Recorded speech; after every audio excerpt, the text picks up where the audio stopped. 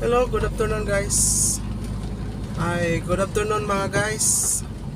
Ah, Sana'y maayos ang inyong kalagayan kung saan man kayo. At sapagkat dito sa Baguio umuulan.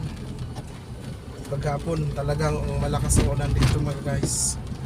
At andito kami sa bayan ng Aurora Hill, Baguio City. Nais ko pong ipakita sa inyo yung mga daraanan ng diversion ng Aurora Hill, Baguio City to La Trinidad. Lagi ko nang dinadaanan kaso hindi ko naisama sa mga vlog, or nadaanan ko man sa aking mga vlog pero hindi siya naka-close up mga guys. So nais kong ipakita sa inyo o sabihin kung anong mga pangalan ba, mga ganun, at least kung sino po yung mga dayuhan na nais pupunta dito at naligaw. Dito po kayo dadaan mga guys upang hindi kayo maligaw. Ito ay madalihan na daanan sa dito sa Baguio at Trinidad. So tara, samahan niyo ako guys. A few moments later.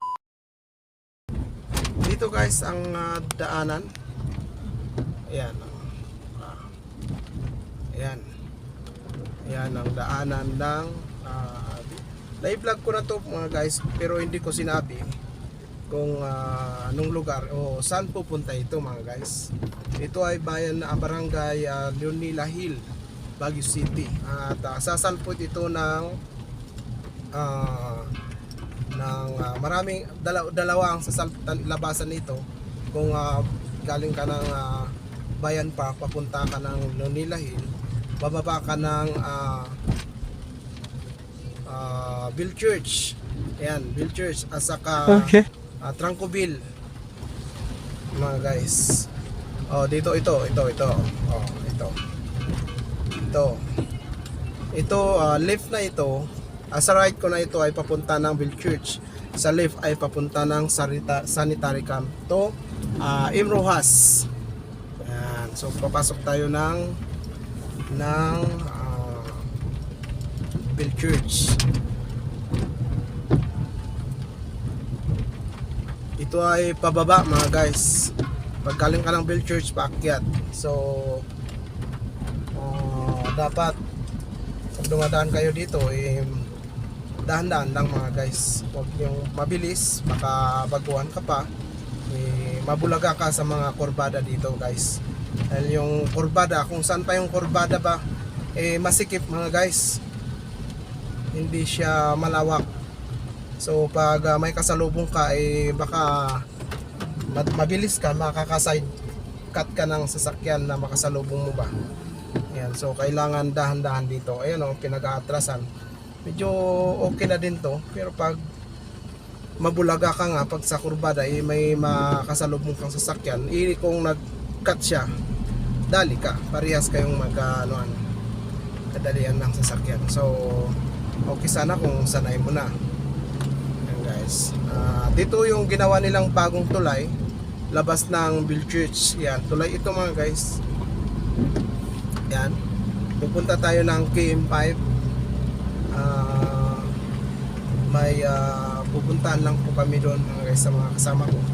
Bago tayo po sundo ay may kukunin lang tayo mga guys. Yan, ito pupunta ng Trinidad, La Trinidad, bayan ng La Trinidad mga guys.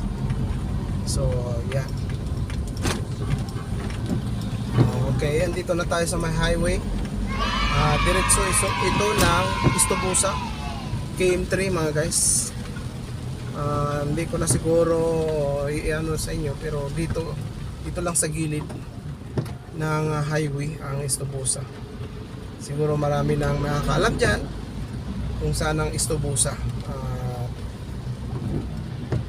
Medyo pinabago nila ulit yung mga pintor ng bahay sa may itaas. Iwan ko lang sa kabila kung inayos ulit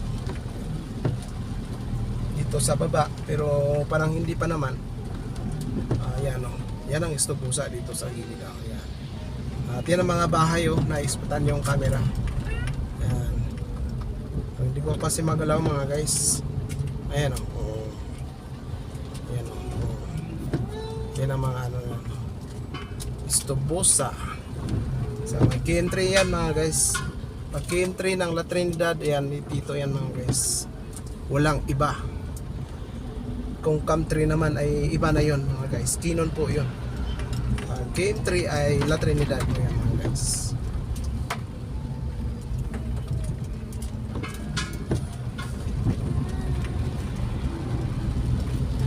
So yan, ay balak ko sanang ilagay yung mic. Ay, maulan. Tamad akong nilagay. Hindi ko na nailagay sa may camera.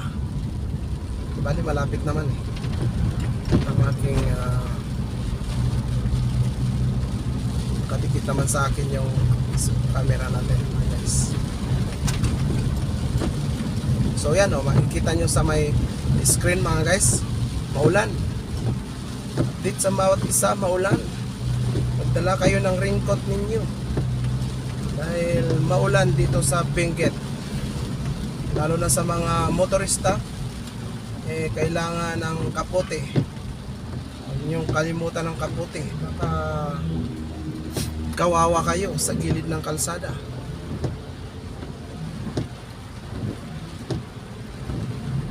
Kung mayroon ba naman kayong reserba na damit, adi nasa sa inyo na yan kung sungin nyo yung ulan. Pero maginaw pag kayo ay nabasa. Ginaw talaga dito guys. Malamig na nga, malamig pa yung ulan. Naku.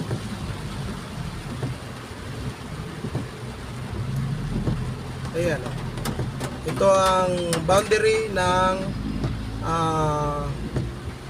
KM3 at KM4 mga guys. Dito banda o.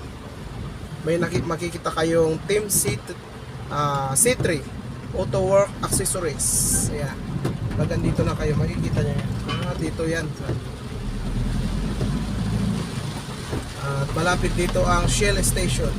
Pag kayo po ay maubusan ng diesel, ay huwag kayong mabahala dahil malapit na nga. At pagtiisan nyo na lang ang kamahalan dahil mahal talaga. Ano yun? 68 yun. 68 yung ano nila, Mau. Parang parehas ba? Ano yun? Gasolina? Tayo dyan pag kumantay ang gasolina sa ano mga guys, kumantay ang presyo ng gasolina sa presyo ng diesel, patay tayo dyan.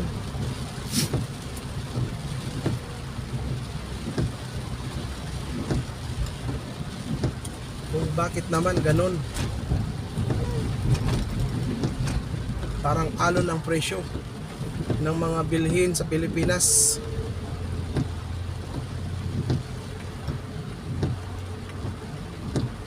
Ayan oh.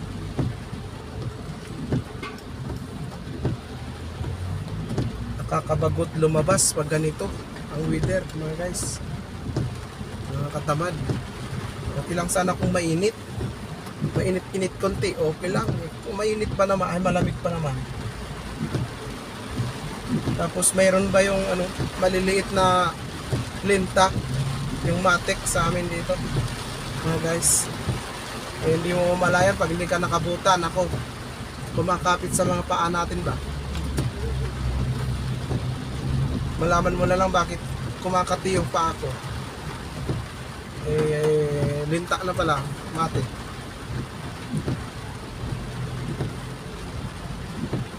Marami dito guys pag maulan talaga.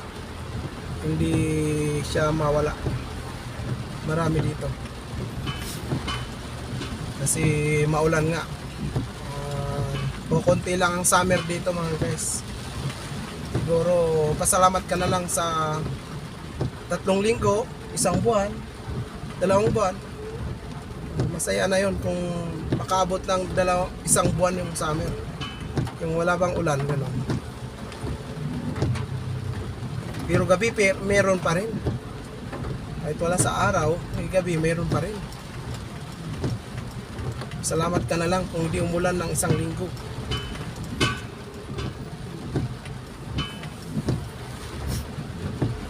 Tapos sa lowlands mga guys, nangangailangan sila ng tubig. Walang ulan. Naku po. Mababa ang tubig pa, hindi pa lumalabas. Marami pang hindi pa nakapagtanim ng kanilang mga bukirin sa Pangasinan. Buti na lang sa La Union malakas-lakas ang tubig. Pero sa may gitna ng Pangasinan marami yung hindi pa nakapagtanim ng palay nila ba. So yun ang ano. So yun mga guys, andito na tayo sa may KM4. Ito po yung lagi natin pong dinadaanan. May pupuntahan lang po tayo doon sa KM5. At maya maya ay balik tayo ng dito sa KM4. Susundo kami ng estudyante ba? Ayan. Sana ay medyo maaga-aga sila para may pupuntahan pa tayo saglit na dito sa may Trinidad.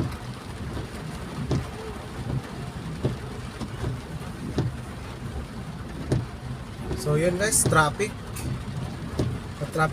konti. Pag dito mga guys ay hindi talaga mawala.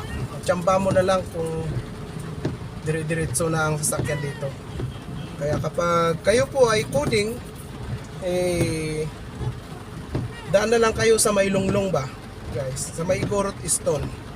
Ayan, kung coding ninyo, huwag nyong hamakin. Talagang dito binabantayan ang mga coding ng sasakyan.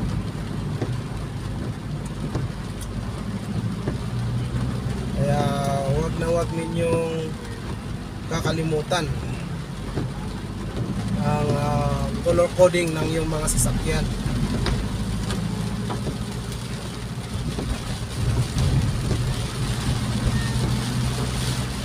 Okay, so dito na tayo sa may tapat ng Save More. So yan guys, guys, gusto kong ipakita sa inyo ma-traffic dito guys. Ma-traffic talaga, grabe.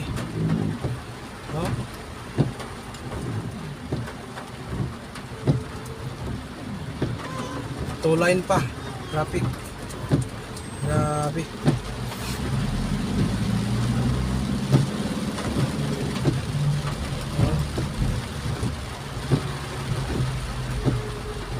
Maulan na nga, traffic pa. Ay una yun, ako. Apay nga kastoy. Mag-comment kayo man, kakadra. Ito yung upload ko mga guys. Mag-comment nga kayo.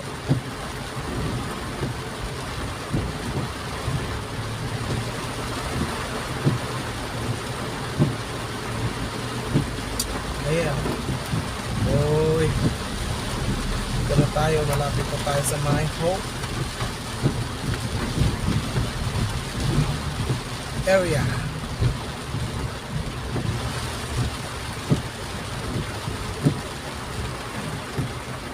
Pasok tayo sa my home area.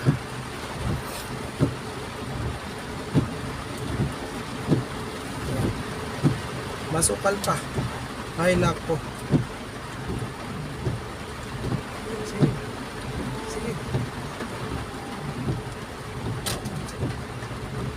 Sige.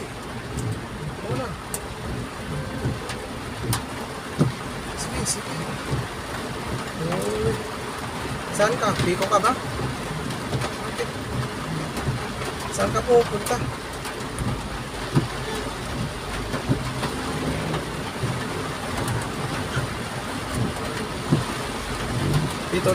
Dito tayo pasok mga guys. Okay. Pasok tayo dito. Kukunin lang tayo mga guys.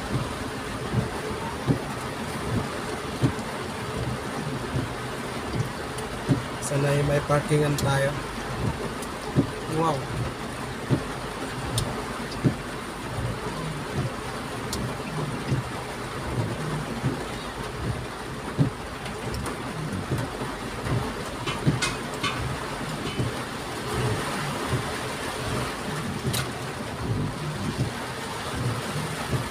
Kaya? Kaya ba?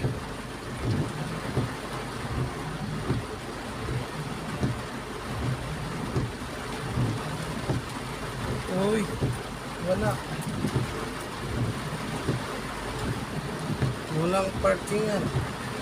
Diba, saglit lang ulit. Saglit naman tayo guys. Mga guys, andito po kami sa may, nais ko po lang po sabihin, andito po kami sa may Hope.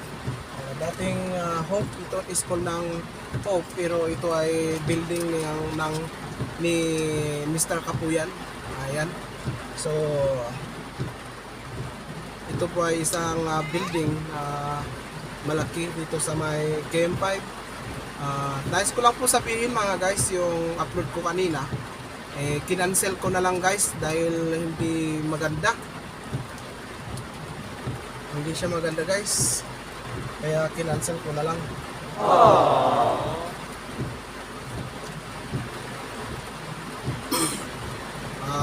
Papalitan ko na lang. Ipapalit na lang natin guys yung itong vlog ko ngayon. Kasi hindi maganda yung kalabasan niya. Inaayos in export ko ulit, i-upload ko ulit, wala pa rin, pangit pa rin ang kalabasan niya. So dinilit ko na lang mga guys para papalitan natin ng iba na ano mga guys. So pasensya na kayo guys sa mga naka-spot doon, bakit nawala mga guys. So pasensya na, babawi ako sa upload kong ito ngayon, sa vlog ko ngayon mga guys. Nawa maiayos ko mamayang gabi para ano guys,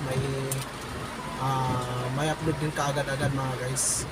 So salamat po mga guys sa pangunawa ninyo dahil nga hindi po maganda.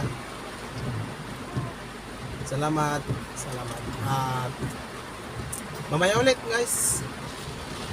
So yun guys, andito tayo ulit sa may Pico KM5, sa may stoplight. As you can see,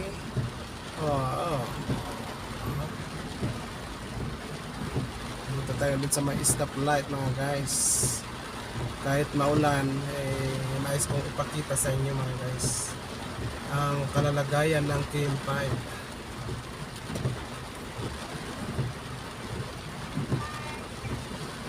Traffic talaga dito mga guys,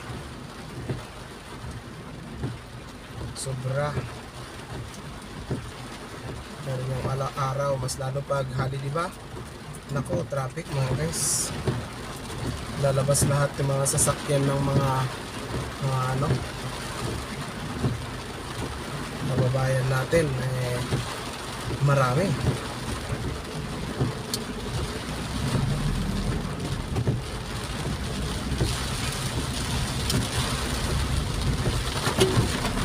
Marami silang mga sasakyan mga guys. Tulad nito, marami.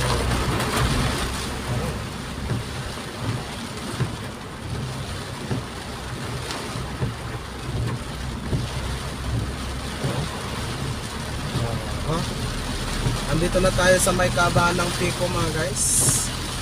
Punta tayo ng Buyagan. Samahan nyo ako sa aking pagbabaybay dito. Maski maulan, malabo ang salamin dahil nga tinatabunan ng tubig.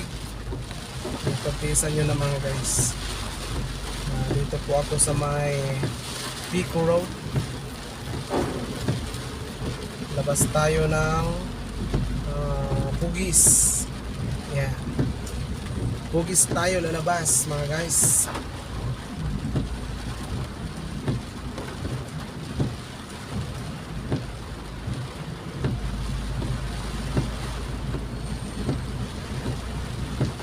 So dito ako lagi dumadaan mga guys.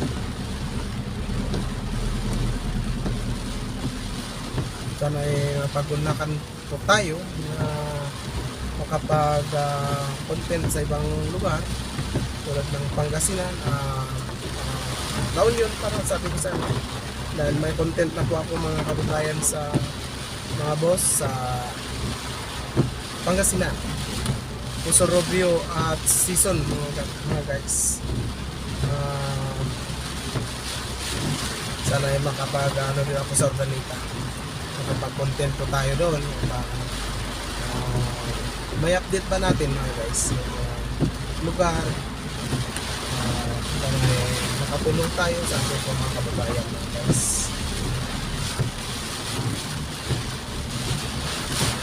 Okay, wow. So, nakita nyo guys sa aking salamin ng sasakyan. Salamin ng sasakyan lakas ng tubig, lakas ng ulan, mahangin-hangin pa. So yan, update po sa mga kababayan natin. Basta hapon bandang alas 10 ng umaga ay makulimlim at after 30 minutes ay uulan na talaga mga guys dito sa Baguio at Benguet. Narinig ko nga kanina sa mga nag-live ceiling maulan sa Baguio. Yan.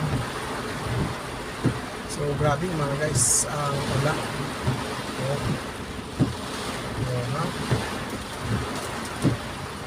Ka-traffic na tuloy. Traffic na. Masukal ang daan guys. Ayan po, dito lang tayo sa may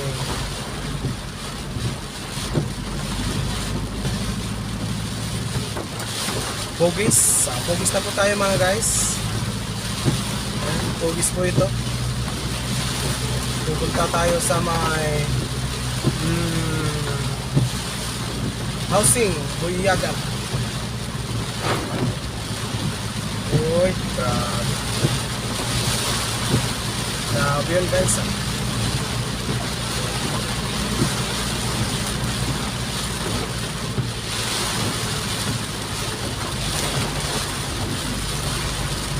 Ayan o. Ha? Kita nyo guys. Lakas ng ulan. Halos lakas ng tipak niya sa may salamin.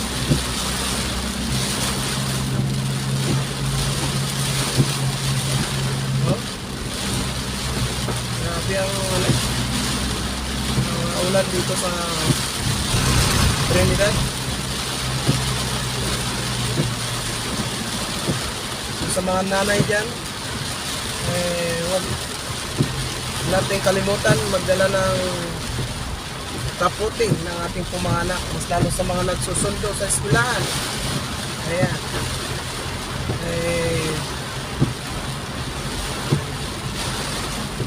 Siguraduhin natin makumpleto yung dala natin para sa ating pumana.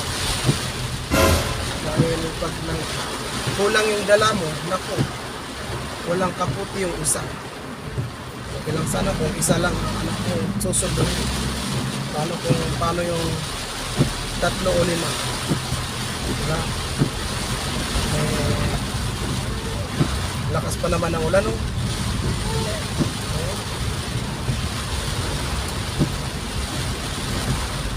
Bili kayo ng payong na yung pinakamalaki o pinakamalawak na kaya ang 5 ba? Ay lang, sigurado mabigat na yun guys. Mabigat na yun. Ano pag umulan, mabigat na sigurado yun. Yeah, boy. Lalo pag dumapo yung tubig, mabigat na yun guys. Ayan o. Ito yung crossing ng papuntang swamp o strawberry farm mga guys. At ito po yung diretso kami sa may housing. Yan. So, wow. Ang laki ng tubig dito mga guys. Sa may kalsada. Uy. Uy. Grabe oh. Grabe oh. Oh. Wow. Uy. Mataas ang tubig.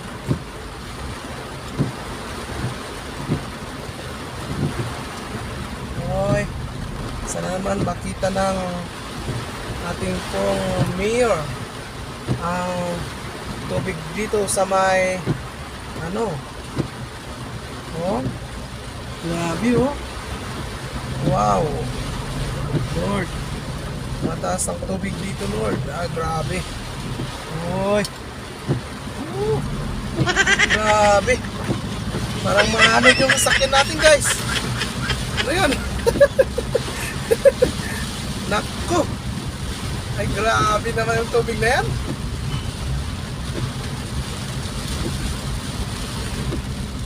Mababa pa naman tong service natin. So, mahirap dito sa van, mga guys. Ito lang yung mga Hilux ba. O pick up na mataas, 4x4. Ang mga ganito eh, wala. Hindi natin mailaban. Pinahandaan ko na lang mga guys para ano. Grabe naman yan.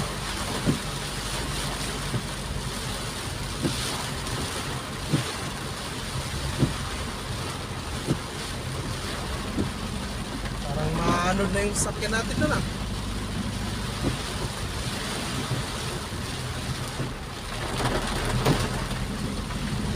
Kala ko maiksi lang, malawak pala. Ay nako.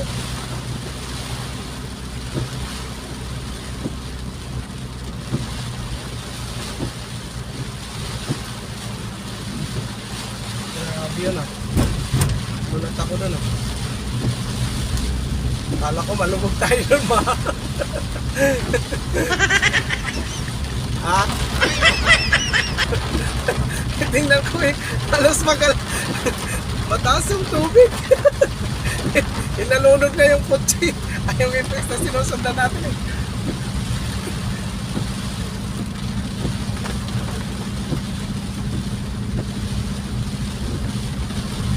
Hindi man kasi nila nililinisin yung mga kanal doon. Grabe. Grabe naman mga trabahador ng Trinidad ay. Hindi naayos sa mga ano nila. Anong pinaggagawa nila. Tapos pag umulan sa kanila ano, anak ko. Huwag naman ganyan mga kababayan.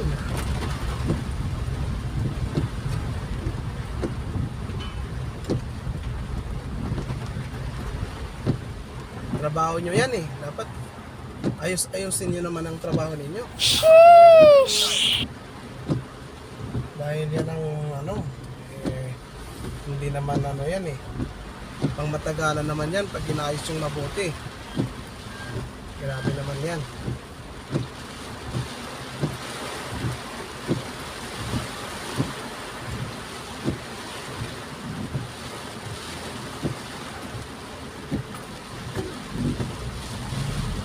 Ay naku, nagulat ako talaga doon ah. Taas ang tubig. Taas ng tubig doon mga guys. Grabe.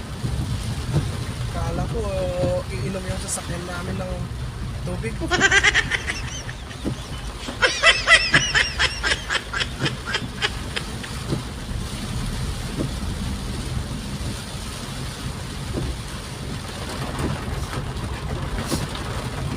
Grabe na.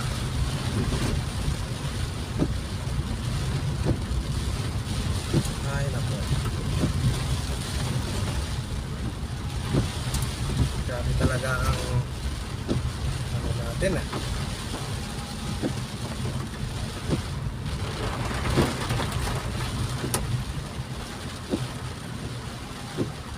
Okay, so yan lang po mga guys. Maraming salamat sa patuloy niyong pagsubaybay sa aking pong upload. At sana'y masuportahan niyo ulit ang aking pong upload sa araw na ito. Sa mga nanonood po sa aking pong upload ay Huwag kalimutan, pa-share po yung ating pong upload at mag-like at panoorin upang sa ganun bago tayo mag-subscribe mga guys. So yun po ang dapat gawin upang sa ganun hindi po sayang mga guys yung ating pong pagsusubscribe, dahil i-count ni YouTube yung ating pong pag-subscribe kung hindi po natin napanood yung mga ibang content ng yung ating pong naisuportahan na vlogger mga guys. So yun po, maraming salamat sa inyong pong mga suporta at God bless po, mabuhay tayong lahat.